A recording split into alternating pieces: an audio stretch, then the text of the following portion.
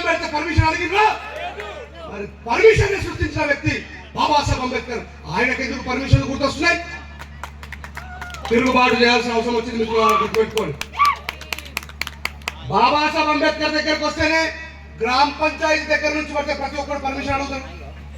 ఏం ఈ rules and regulations ఎక్కడి నుంచి వచ్చినాయి? డిగ్రీ చదువుకున్న గాంధీ నుంచి వచ్చినాయా? డిగ్రీ చదువుకున్న పటేల్ నుంచి వచ్చినాయా? మరి 32 డిగ్రీలు చదువుకున్న మహానుభావుడు ఈయన వల్ల ఈ దేశంలో ఏ సమాజానికి అన్యాయం జరిగిందో చెప్పండి నాకు.